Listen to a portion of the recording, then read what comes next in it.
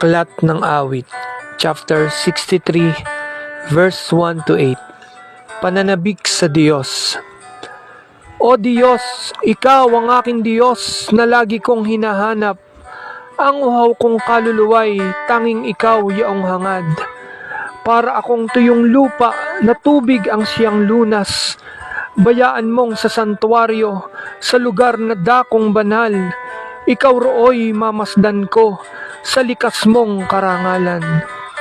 Ang wagas na pag-ibig mo'y mahigit pa kaysa buhay. Kaya ako'y magpupurit, ikaw ang pag-uukulan.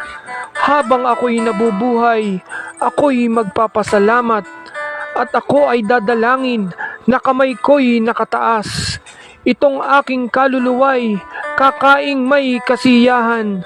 Magagalak na umawit ng papuring iaalay. Laman ka ng gunita ko samantalang nahihimlay. Magdamag na ang palaging iniisip ko ay ikaw. Pagkat ikaw sa tuwina ang katulong na malapit.